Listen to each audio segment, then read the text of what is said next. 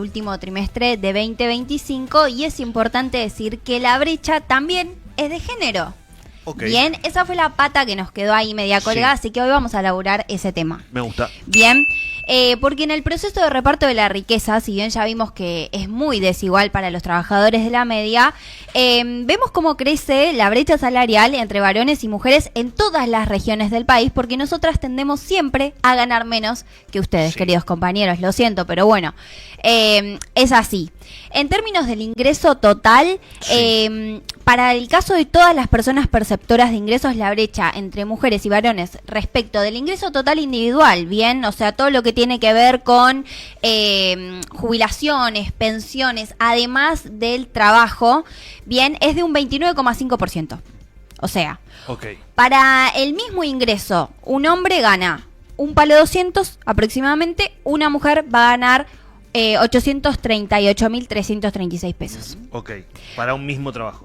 Para un mismo ingreso, o sea, para Ok. la misma categoría, o sea, Ok. cobramos los mismos planes, el mismo tipo de jubilación, tuvimos el mismo trabajo, cobramos esa diferencia. Ok. 30 puntos porcentuales Es un montón. de diferencia. Entendiendo además, fíjense, 838.336, menos que la media que hablábamos ayer. ¿Se acuerdan que hablábamos ayer que más del 50% de la población, según el informe de INDEC, gana 850.000 pesos? Ok. Según el informe del INDEC, más de la mitad de la población no llegaba a ganar 850.000 pesos.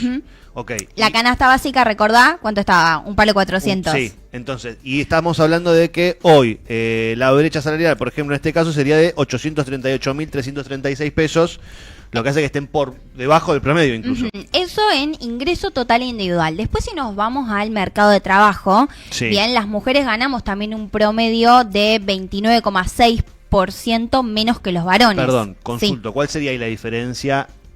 Bien, el ingreso total percibe, además del laburo, jubilaciones, pensiones, cuotas alimentarias, subsidios. ok, Bien, ok. cuando me refiero al mercado de trabajo es simplemente la remuneración por horas trabajadas. Ok. ¿Ok? Bien, siempre estamos rondando el 30%. Esto después se agranda. Pero estos datos entonces corresponden a la totalidad de ocupados, cualquiera sea su categoría ocupacional, calificación o jerarquía, y observando en este caso los ingresos provenientes de su ocupación principal, más allá de si forman o no parte del pluriempleo. Su ocupación principal tienen una Ok. brecha por el mismo puesto de laburo de un 30% con Ok. los varones. No es contemplando en caso de que esa persona, por ejemplo, una mujer, tenga 3 trabajos y se contabilice la totalidad de esos 3, sino que es su trabajo principal. Exacto. Y además las mujeres siempre tendemos a estar más en la informalidad, pero ahora lo vamos a elaborar. Ok. Si tomamos en cuenta únicamente aquellas personas que no poseen descuentos jubilatorios, es decir, que forman parte, que están en la informalidad, se observa cómo las mujeres ganamos un promedio menor de un 38% menos que sus pares varones. Impresionante, ¿no? 38%. 38%. O sea, ya es mucho más de lo que veníamos diciendo. Exacto. Es decir, que la brecha de ingresos entre las y los trabajadores se amplía cuando vemos a aquellas asalariados o asalariadas que tienen peores condiciones de trabajo. Ok. Bien, que esto es peor porque además tenemos una brecha en el nivel educativo. O sea, pero entonces ahí es en cuanto es peor, cuanto peor es la condición de trabajo, Más- mayor es la brecha. Exactamente. Ok. ¿Cómo en Bien. el educativo? Claro, bueno, porque el porcentaje de mujeres que cuentan, en realidad de personas que cuentan con un nivel educativo superior es notablemente mayor entre las mujeres ocupadas que entre los varones ocupados. También. Bien, o sea, las mujeres básicamente están más formadas que los varones. Bueno, sin embargo, a nivel educativo, los ingresos laborales de las mujeres trabajadoras son inferiores que los de los varones. La diferencia de ingresos es de un también 30%. Para esto solamente universitario superior. Bien, para las que cuentan con un nivel primario es de 44,2%. Sigue subiendo. Sigue subiendo. Estamos Cada vez más. 38. Exacto. Ok. Entonces, las mujeres tenemos más formación, pero igualmente ganamos menos. Bien. Ok. Y esto implica también que los hombres entran antes al sistema laboral. Bien. Sí. Esto también, bueno, después, o sea, hay mucha tela para cortar, pero no tenemos tanto tiempo, entonces yo me quiero enfocar, porque es o sea, los datos son muy alarmantes.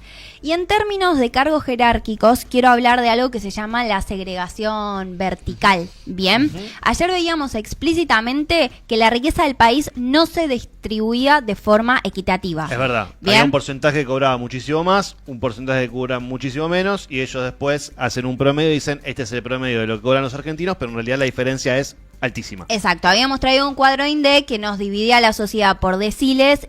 A partir del decil 8 hasta el 10, la gente cobraba arriba de 2 palos. Claro. Los otros cobraban 100 y pico. Ok. Bien. Bueno, ¿cómo impacta esto en la brecha de género? Además de tener una participación más restringida en el mercado de trabajo, las ocupadas encuentran más obstáculos para acceder a cargos jerárquicos. Ok. O sea, es más difícil que puedan ascender en su trabajo. Exactamente. Mientras que un 8,7% de los ocupados varones tienen cargos de dirección o son jefes, solo un 5,3% de las ocupadas ejercen puestos de estas características. Okay. Y lo importante, a comparación con el cuadro de ayer, es lo siguiente. Si nosotros veíamos que el decil 10 ganaba más de 3 millones de pesos por mes, ¿quiénes son esos que participan en el decil 10? Los jefes. Claro. Que Bien. son varones. Justamente. Exactamente. Claro.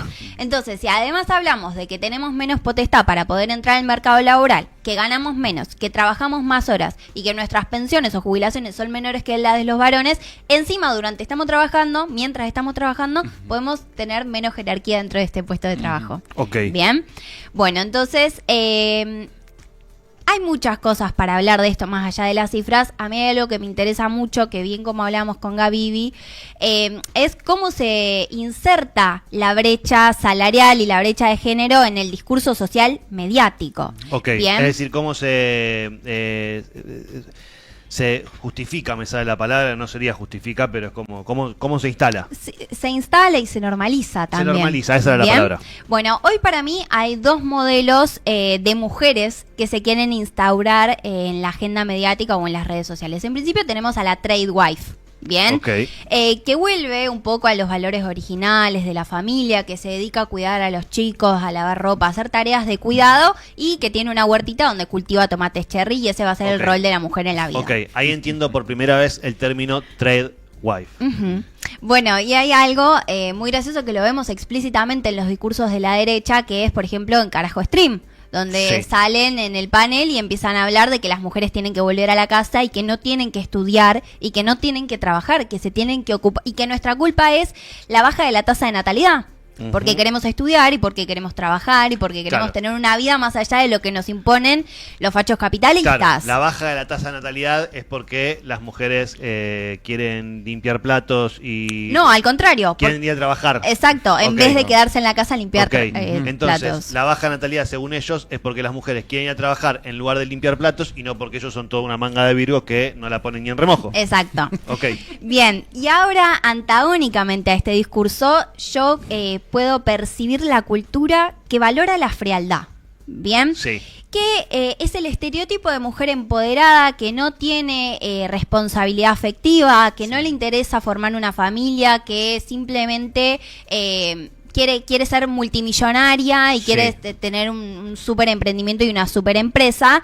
Y me hace acordar a la frase, y hay un meme que circula que es el de Fuerza Leona. Viste, como Sí. vos podés con todo, sos una mujer empoderada que no va a tener tiempo para sentir absolutamente nada.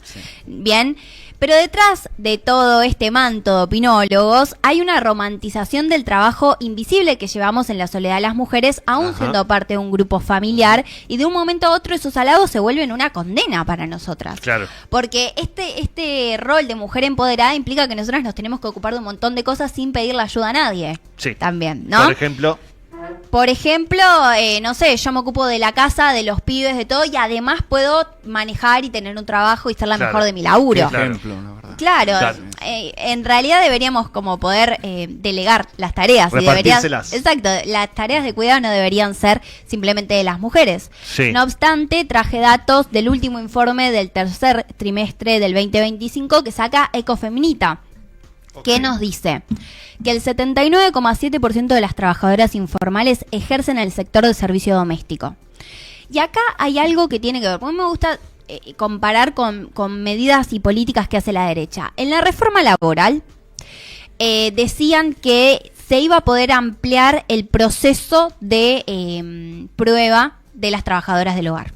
Bien, es decir, bueno, yo te voy a poder tener por un montón de meses más de los que ya estipulaba la ley para ver si me servís o no. Y esto habla obviamente de las condiciones laborales, de los derechos laborales, de las posibilidades de jubilarse a determinada edad. Sí. Bien, y por otro de los datos que traigo de Ecofeminita es que el 68% de las tareas domésticas son realizadas por mujeres. Hay una feminización del trabajo doméstico impresionante. Bien, pero ser cuidadoras no nos debería determinar a nosotras, no nos debería definir para nada, todo lo contrario, porque las mujeres no solo somos cuidadoras, porque se nos asigna ese rol, porque tenemos la posibilidad biológica, ¿no?, de gestar. Entonces se nos dice, bueno, claro, si vos podés gestar, vos vas a poder cuidar a todos tus hijos, vos vas a poder dedicarte porque sos una natural en el tema. Sí. Es innato ya. Exactamente. Es lo que te corresponde por naturaleza. Y en realidad nosotras tenemos otra trayectoria histórica. Particularmente en el continente latinoamericano, las mujeres llevamos la bandera de los derechos humanos. Las mujeres somos las que le pone un freno a la derecha fascista. Bueno, sin ir más lejos, algo que estuvimos hablando hace pocos días, que es por el 24 de marzo, están las madres y las abuelas que son quienes estuvieron llevando adelante esa lucha. Completamente. No es casualidad que las mujeres hayamos sido las menos votantes de Milei. También. Bien. Lo mismo en Estados Unidos. Sí. Pasa lo mismo, es sistemático. Las mujeres planteamos una bandera y somos un pilar sostén para la sociedad. Sí. Para todo tipo de sociedades, ¿no? Y necesitamos poder contarlo. Por eso está bueno este espacio. Hay una frase que me gusta mucho que sacó Mamá Cultiva en el último informe de 2025, que es Guía para Cuidadoras, que dice: somos mucho más que ese rol que nos asignaron y necesitamos poder contarlo. Bien, por un lado se va a glorificar la autonomía y la independencia. Bien, y mientras que en el otro se minimiza la importancia de necesitar y de brindar cuidados, porque acá está la otra arista: ¿quién nos cuida a nosotras? Claro. ¿Qué capacidad en un contexto de pluriempleo y en un contexto donde la mujer independiente tiene que poder con todo sola, cuida su salud mental? Sí. Bien, ¿cómo puedo yo cuidar o estar a cargo de alguien mientras que yo no estoy ni físicamente ni mentalmente apta para esa tarea? Bien, entonces las redes de sostén ahí son muy importantes, porque se plantea el cuidado no como un trabajo, se lo plantea como una tarea a cargo de las mujeres. Sí.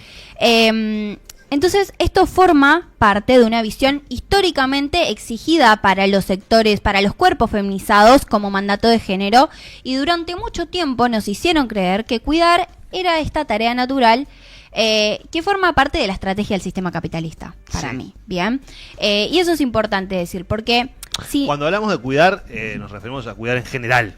Sí, ¿no? Es como sobre todo tener personas a cargo que no pueden valerse por sí mismas, digamos, no valerse, pero que gente que por ahí tiene algún tipo de discapacidad, por ejemplo, que necesita de una persona que esté acompañándolos. O mismo esto, llevar a los pibes a la escuela, fijarte que tengan alimentos, llevarlos al médico. Sí. Hay una serie que es El cuento de la criada, no sé si ustedes la pudieron ver. Sí, claro. Nace una novela, no por ahí vos te acordás quién es la autora, pero yo no. Margaret Atwood. Bueno, ahí va. Que habla un poco de esto, ¿no? Llega a la derecha en los Estados Unidos, empiezan a circular este tipo de discursos de las mujeres tienen que volver a la calle porque tienen que ser gestantes únicamente. Y bueno, terminan dominando el mundo y las mujeres son como una incubadora. Bien, y esto es terrible porque no solo que es una idea injusta y peligrosa, sino que el cuidado no es exclusivo de la maternidad, ni está necesariamente ligado al amor. Se puede cuidar sin maternar y también se puede maternar sin asumir todas las tareas de cuidado. Es necesario que volvamos a humanizar a las personas que cuidan. Hacer lugar al descanso, hacer lugar al deseo, implica necesariamente poder entender y proponer los límites necesarios que hacen posible que cuidemos de un otro y de una misma. Bien, porque en síntesis, cuidar es sostener la vida. Bien, sin cuidados ninguna sociedad funciona y el cuidado es un trabajo que aporta beneficios a toda la sociedad, porque no es un acto natural ni una responsabilidad individual, sino que es un trabajo que no se ve, pero que sin estas tareas de cuidado ninguna sociedad funciona. Totalmente. Y aunque es un trabajo que no es remunerado, tiene un valor económico impresionante. Y traje un dato que los va a sorprender. A ver. Según la opinión consultiva de la Corte Interamericana de Derechos Humanos acerca del contenido y el alcance del derecho al cuidado y su interrelación con otros derechos, el trabajo de cuidado, remunerado o no, aporta entre el 15% y el 27% del PBI en varios países. ¿Qué? Sí. Es un montón. Es un montón. En Argentina, el trabajo doméstico y de cuidados no remunerado representaría más del 15% del PBI si se midiera. Es un montón. Y es necesario actualizar este dato. Más del 15% del PBI es Un montón. una bocha. Exacto. Y comparado con los datos de INDEC, es más de lo que aportan industrias enteras, como por ejemplo, la industria en general aporta un 13,2% y el comercio un 13%. O sea... No, es increíble. Por eso digo que es un montón. Aporta más que el comercio y la industria. Exactamente. Es una locura. Es impresionante y al compartir la responsabilidad del cuidado se crea una red de apoyo social muchísimo más fuerte y se respalda el tejido comunitario, que es Sí. un poco lo que hablábamos ayer con Norma Morales, que es secretaria adjunta de UTEP, quien nos dice que los movimientos sociales están ejerciendo un reemplazo a la ausencia del gobierno nacional. ¿No? Es necesario un Estado presente no solo para la subsistencia de las redes comunitarias, sino para que sigan estando en pie las instituciones que garantizan un espacio de contención para aquellas familias que no pueden dedicarse de lleno a el cuidado de las infancias, por ejemplo. Pienso en el caso de Santa Fe. La importancia de tener escuelas, de tener hospitales, de tener atención gratuita para en un contexto donde la gente no para de trabajar y tenés que salir 2 horas antes de tu casa porque el bondi va hasta las bolas. Sí. Bueno, esas son también las responsabilidades estatales. Bien, bueno, ¿Cuántas mujeres han rellenado en formularios ese campo de ocupación con ama de casa? Y si esa ocupación justamente se midiera, como dijiste, bueno, ¿qué números nos llevaría? exacto. Mamá Cultiva saca en este informe también la necesidad de políticas públicas que reconozcan, reduzcan y redistribuyan el trabajo de cuidado que actualmente no es remunerado, derecho a la educación, derecho al trabajo como asunto público y no doméstico, derecho a la salud integral. Y yo agrego algo que es la necesidad de generar espacios de contención física y psicológica para aquellas personas que están a cargo de las tareas y aquellos que son cuidados también, ¿no? Sí. Más allá de eso, porque las tareas de cuidado deben dejar de ser un asunto privado y convertirse en un asunto público, un asunto mediado por la política y mediado por el Estado, porque sin más es una garantía de derecho. Muy buena columna, Manu, con un montón de datos que realmente son sorprendentes. A mí lo que más me sorprende es el porcentaje del PBI que representa. Es un dato realmente... sí, es un montón. Que aporte más que la industria del comercio. ¿Viste? Es increíble, increíble. Amigos, 15:45 por AM650. Esto es Hagamos Ruido. Información y pasión en una sola radio. AM650. Somos Argentina. Fibroflex, mallas de fibra de vidrio para la construcción, calidad superior y uso profesional. Fibroflex.com.ar. Compra tus pasajes en cuotas sin interés. Flechabus.com.ar. Viví tus vacaciones con Flechabus.